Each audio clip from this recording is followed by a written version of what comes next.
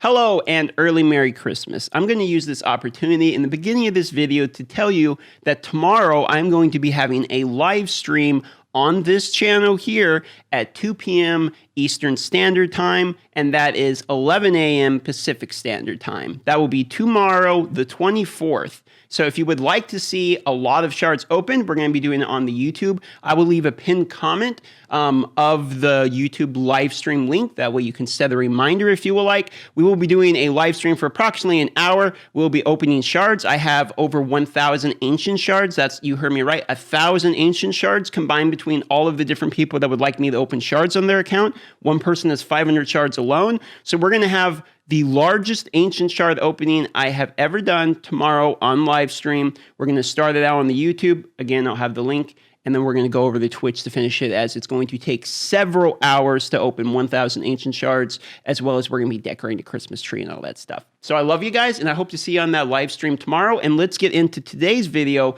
which is the Full Auto Ultra Nightmare Clan Boss team. So there's a few videos already talking about the Ultra Nightmare comp, and I'm going to try to just break it down and vocalize it in a way that's easy to understand. Essentially, there's a few fundamental concepts with this team. One of which, it's the unkillable comp, so we need a way to survive without dying at all, permanently. We need to be able to just live as long as we want. Now, we get this effect through the combination of Man-Eater and Painkeepers. If you're not familiar with Man-Eater, Man-Eater has a move that is extremely crucial to this comp. It's the third move. It allows him to have unkillable for 2 turns, as well as block debuffs on all allies for 2 turns. This mixed with the Painkeeper's moves, and we have 3 of them, and you will notice here that is a 5-turn cooldown, and he has it for 2 turns, effectively meaning there is a 3-turn disparity that we need to alleviate. In order to do that, we turn to our rare Void character called Painkeeper. If we look at her final move here, it is a 4-turn cooldown that decreases the cooldown of all ally skills by 1 turn. Much different than Renegade, where this move has a caveat where it can't be reduced by itself. This one, in fact, can. Meaning, if you follow the complicated train of logic, if you have multiple Painkeepers, every time this move is used, it reduces everyone else's use of this move as well.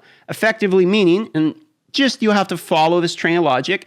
If you have 3 Painkeepers and 1 Man-Eater, each one of them is going to reduce the cooldown by 1 each time, meaning this reduces the cooldown by 3 on this move, meaning there's a 100% uptime for everyone involved in the team. This is how we stay 100% alive all of the time, okay? And we accomplish this with having the right speed order. Now, that's how we stay alive, and I'll talk about the speed order and all that in a minute, but let's talk about how we deal the damage. Now, there's multiple ways we can deal the damage. The primary way you're going to deal the damage is by your poisoner for this team. Now, Aothar is my poisoner of choice because if you remember the Painkeepers, they reduce the cooldown of all skills. So you're going to want to look for a poisoner who has a skill that applies multiple poisons that we can constantly refresh that. Aothar has his A2 where he applies 4 poisons and hits 4 times. So therefore, if I have him with like Giant Slayer as well as accuracy, so the poisons don't get resisted, he's just going to constantly apply poisons, and I effectively get 4 poisons up consistently with him, okay? Now I'm going to show you how this team runs, but before we do, I'm going to very briefly show you the turn speed order. Very first, we're going to have Aothar go, and that way he applies his poison first, the second move here. It doesn't matter if you have Aothar, it can be anybody. This can be Kel, this could be Dracomorph if you have a better person than me, it could be Kel if you only have your star there, it could be a Cult Brawler if you have a different epic poisoner. Anyone that has a multiple poison move that's not their basic attack, as you're never going to use your basic attack because you're going to have all your other moves off cooldown due to Painkeeper. So they're going to go first. After that, you're going to have your 3 Painkeepers go. Their speed order doesn't matter. It just needs to be faster than the Man-Eater. So I have them all like 193, and I think one of them's 192. Doesn't matter. And then your Man-Eater just needs to be the slowest of them all, and I have him at 192, and the Painkeepers are 193. So he's 1 lower, okay? So here's how it happens on full auto. So on full auto, this team effectively just does a loop. It doesn't require any starting up or anything. You can just hit auto from the get-go. Your poisoner is going to go and just basically spam his poison move, and then we'll probably alternate with whatever his other move is if he has another move when the poison's on cooldown. And then your Painkeepers are going to be spamming their decreased cooldown. This effectively allows your Man-Eater to consistently keep up the unkillable and block debuffs. Now, if you're wondering how the actual turn order goes, you're going to see it right here, because Aothar will go first, then Painkeeper on the first round is going to use all 3 cooldowns, and then Man-Eater is going to use his block debuffs and unkillable. Then all the Painkeepers attack normally. Aothar follows up with his poison, and then they reset it with their cooldown tactic move, and it all happens again. That's it. This is the loop you see there over and over and over again. Now, it's kind of frustrating because you don't have enough poisons. There's a way you can optimize this, which I have not optimized yet. You can get your Painkeepers in toxic sets. You can get War Master or Giant Slayer on everybody, and this will increase your damage by a large amount. I have not yet done these steps. My Painkeepers are level 1 3-star, as you saw. They don't require anything other than the gear. And my Man-Eater only has War Master on. Aothar isn't mastered all the way up or anything either. So I'm going to be leaving probably 30% of the damage on the table here, because I could be having a whole ton, 6 more 2.5% poisons could be up, dealing another, how much damage would that be? Let's see, 6 of them, $150,000 a turn, $150,000 a turn. You know I'm Darth Microtransaction. I think of everything in terms of dollars.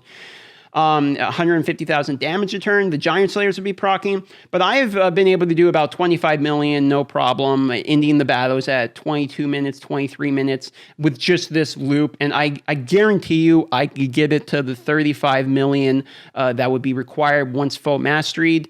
And I tweak it with the gear sets with Toxic. I guarantee you can get to the 35 million proper if you 6-star everybody and all that. It's a big investment for this team, but if you do it, you'll be able to 2-key Ultra Nightmare, 2-key Normal Nightmare, all of that, no legendary characters. And they've been doing a lot of like this Void stuff lately, so you guys might actually have Man-Eater or Painkeepers laying around. So hopefully this is helpful out there for somebody, okay? But just follow these basic guidelines. You might have to mess around a little bit with it to get it work for you, depending on what characters you're using. But for the most part, it should work. And my food's here.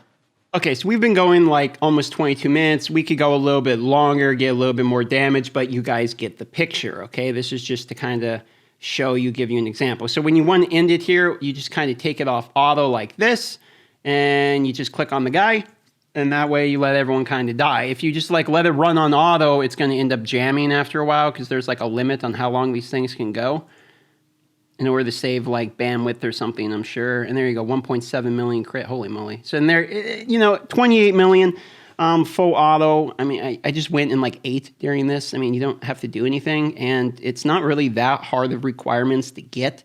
I mean, granted, you do have to have a Man-Eater and Painkeepers, but like you can mess around with it and get iterations of this to work without this exact team. Like my buddy Kyra Mobile, he has an Ultra Nightmare team too, and he doesn't use Man-Eater. He uses like Rosh card, and I've seen people use like 1 Renegade plus like some Painkeepers. I've seen people use different. I mean, you do have to have an unkillable or some kind of block damage with the 5-turn cooldown. That's pretty much mandatory, okay? But if you can work around that somehow, or if you have like a Man-Eater, but you don't have like multiple Painkeepers, but you have like a Santa Claus or something, you get my point. You can throw in a lot of things into here to just increase the time and then mess around with the speed. So you get the concept, okay? And you can see the Painkeepers only did like 100k damage each. So what if you get toxic sets on them? I've seen them do 6.1 million, I believe is what I saw them do for a run that was 71 million just using Dracomorph. Now, obviously, if you have someone like Dracomorph, it's going to do like way even more damage because you get both defense down and weaken and all that. So there's ways to increase this damage. But this is just to show you guys that there is ways that you can full auto Ultra Nightmare and get some pretty insane damage, not that hard. And I don't have masteries on these people or anything, so it's not like, if you look, he's the only one that's actually got masteries, like this guy. Like, look, right? Oh, also, that's one other thing that I should mention about masteries real quick at the end. A couple tips is you can't have, no one can have the masteries where it increases their turn meter. Like these things, you can't have that, and you can't have the 5%, okay? It will basically screw it up. Everything needs to be consistent.